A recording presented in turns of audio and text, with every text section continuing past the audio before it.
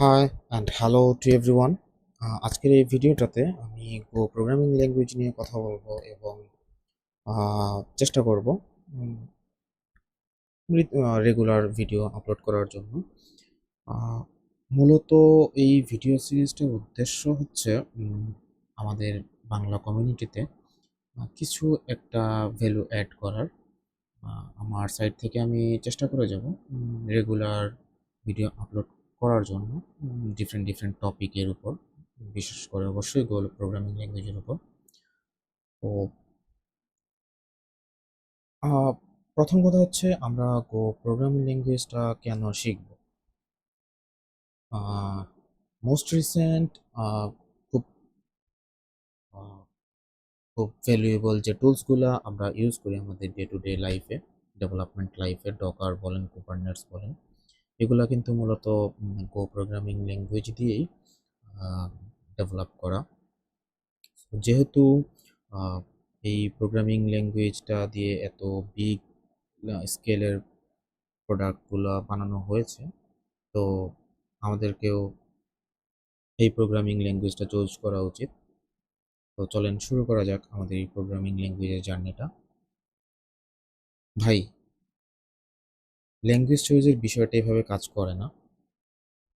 বড় বড় কোম্পানিগুলা এই ল্যাঙ্গুয়েজে কাজ করতেছে, ওই ল্যাঙ্গুয়েজে কাজ করতেছে, ওই স্ট্যাকে কাজ করতেছে, সো আমাকেও শিখতে হবে। আমি কেন শিখবো না, আমি কেন পিছিয়ে থাকবো? ভাই, এই বিষয়টা এইভাবে কাজ করে না। আপনি শিখতেই পারেন, আপনার ইন্টারেস্ট আছে শেখার, আপনি শিখতেই পারেন। ল্যাঙ্গুয়েজ চয়েসের বিষয়টা বেসিক্যালি এভাবে হয় না। আপনাকে বুঝতে হবে আপনি কী ধরনের কাজ করতেছেন এবং ওই ল্যাঙ্গুয়েজটা ওই কাজের জন্য কতটুকু স্যুট করে। তো আপনি চাইলেই একটা ব্যাকএন্ড সার্ভারের জন্য পাইথনের কোনো একটা ফ্রেমওয়ার্ক ইউজ করতে পারেন, চাইলেই নোডজেসের কোনো একটা ফ্রেমওয়ার্ক ইউজ করতে পারেন।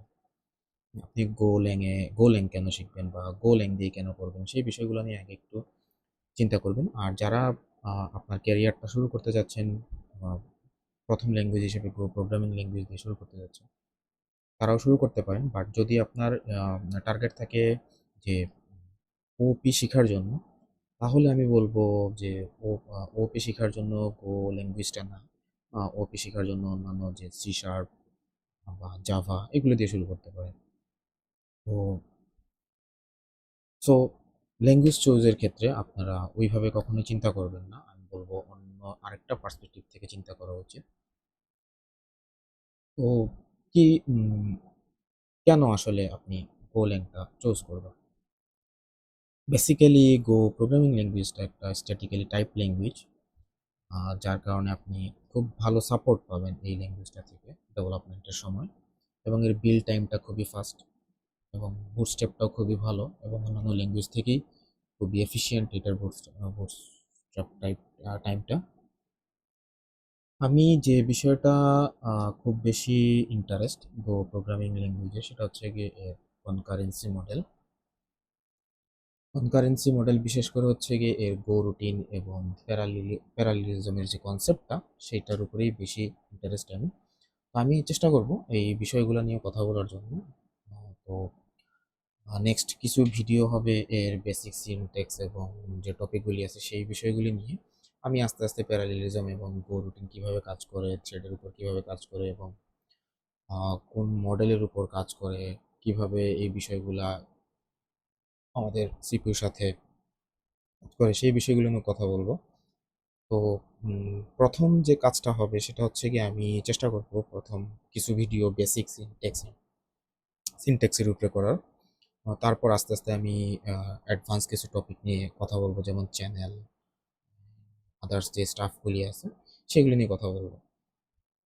তো আমরা কিভাবে একটা প্রোগ্রাম ক্রিয়েট করতে পারি সেটার জন্য আমি ধরে নিই আমার এই ডিরেক্টরিটা কিছু নেই। প্রথম যে কাজটা করতে হবে সেটা হচ্ছে গিয়ে, ও ল্যাংয়ের ক্ষেত্রে আপনাকে একটা ফাইল ক্রিয়েট করতে হবে। কনভেনশন অনুযায়ী সেই ফাইলটাকে আপনার মেইন ফাইল হিসেবে রাখাটা ভালো। আপনি যে কোনো নাম দিতে পারেন, তবে আমি কনভেনশনটাকেই ফলো করতেছি টিউটোরিয়ালের জন্য। ধরেন আমি একটা ফাইল ক্রিয়েট করতেছি এই ডিরেক্টরিতে মেইন ডট গো নামে। অবশ্যই এটা মাথায় রাখতে হবে আপনাকে, প্রত্যেকটা ফাইল এখানে ডট গো এক্সটেনশন থাকতে হবে। তো প্রথম যে কাজটা আপনাকে করতে হবে সেটা হচ্ছে আপনাকে গো রান টাইম যেটা করে সেটা হচ্ছে এন্ট্রি পয়েন্ট যে ফাইলটা আছে সেই ফাইলের মধ্যে গো রান টাইম দুইটা জিনিসকেই টার্গেট করে। সেটা হচ্ছে গিয়ে তার মেইন নামে একটা ফাংশন থাকতে হবে। তো ধরে নিলাম আমাদের এটা একটা মেইন ফাংশন হবে। তো ফাংশন ডিক্লেয়ার করার জন্য গোর সিনট্যাক্স হচ্ছে গিয়ে ফাঙ্ক, তাকে ফাঙ্ক লিখতে হবে। সো আমরা ফাংশন একটা ডিফাইন করে দিয়েছি আমাদের ফাইলে, বাট তারপরেও একটা এরর দেখাচ্ছে। কি সেই এরর? এররটা হচ্ছে গিয়ে প্যাকেজ ডিফাইন নাই। এখানে একটা আমাদেরকে প্যাকেজ ডিফাইন করতে হবে। ও রান টাইম যেটা করে সেটা হচ্ছে গিয়ে ও যখন কোনো একটা ফাইলকে এন্ট্রি পয়েন্ট হিসাবে রান করবে তখন সে ওই ফাইলটার মধ্যে বেসিক্যালি দুইটা জিনিসকে টার্গেট করে। সেটা হচ্ছে তার প্যাকেজ নেম এবং তার ফাংশনটা।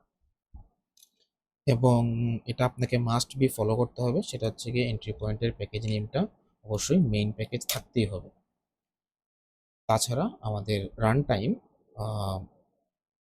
আমাদের এই প্রোগ্রামটাকে রান করবেন এবং সে বিল্ডও করতে দেবেন। আমি দেখাবো কিভাবে বিল্ড করতে হয় একটা গো ফাইলকে।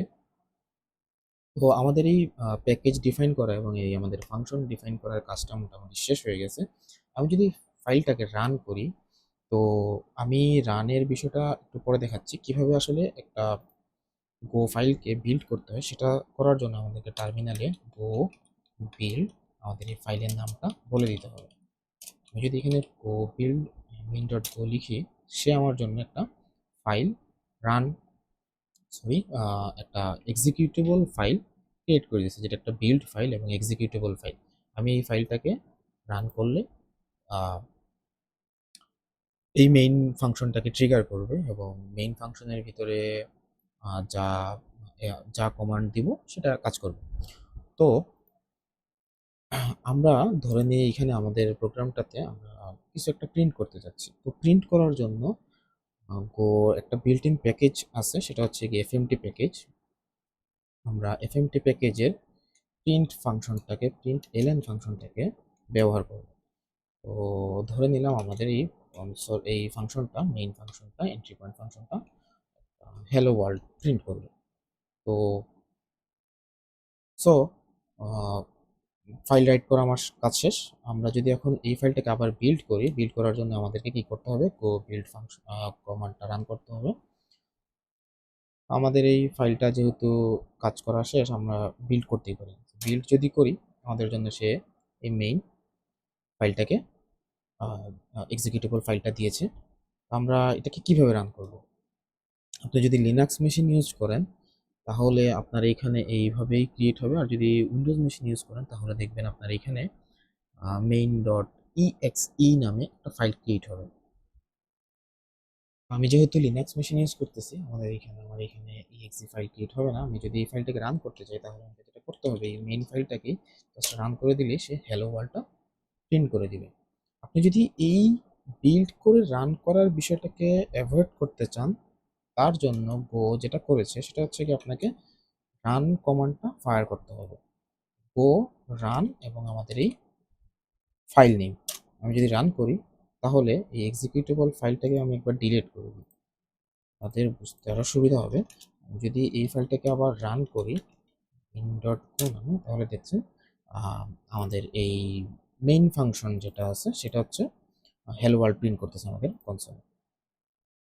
সো আমি যদি বিষয়টাকে আরেকটু রিক্যাপ করি, ওর এন্ট্রি পয়েন্ট ফাইলটা কীরকম হওয়া উচিত, আমি প্যাকেজের বিষয়টা নিয়ে আরও ডিটেলসে কথা বলবো নেক্সট কয়েকটা ভিডিও পরে।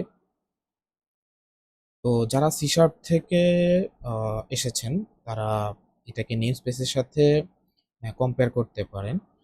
নেম স্পেস অ্যান্ড প্যাকেজের বিষয়টা মোটামুটি প্রায় সেমই বলা যায়। তো এভাবেই কাজ করে আসলে। তো আপনাকে কি করতে হবে? এন্ট্রি পয়েন্ট ফাইলটাতে একটা প্যাকেজ ডিফাইন করতে হবে এবং সেটা অবশ্যই মেইন হতে হবে এবং একটা ফাংশন থাকতে হবে ওই এন্ট্রি পয়েন্টটাতে, যেটা মেইন নামেই ডিক্লেয়ার করা আছে। আপনি যদি অন্য কোনো ফাংশনের নাম যদি চেঞ্জ করেন এবং আপনি এখানে রান দেন তাহলে সে একটা এরর দেখাচ্ছে এবং এটাই হওয়াটাই স্বাভাবিক ছিল। গো রান টাইমটা যেটা করে সেটা হচ্ছে গিয়ে মেইন ফাংশনটাকেই ট্রিগার করে। আমি যদি আবার রান দিই তাহলে দেখেন এখানে হেলো ওয়ার্ল্ড প্রিন্ট হচ্ছে। আজকের ভিডিওটা এই পর্যন্তই। তো আগামী ভিডিওগুলিতে আমি বেসিক যে সিনট্যাক্সগুলি আছে গো সেগুলো নিয়ে কথা বলবো। তারপর আস্তে আস্তে আমি অ্যাডভান্স জিনিসগুলো নিয়ে কথা বলার চেষ্টা করব, এবং অবভিয়াসলি একটা প্রজেক্টের আইডিয়া চেষ্টা করব একটা প্রজেক্ট বিল্ড করার জন্য।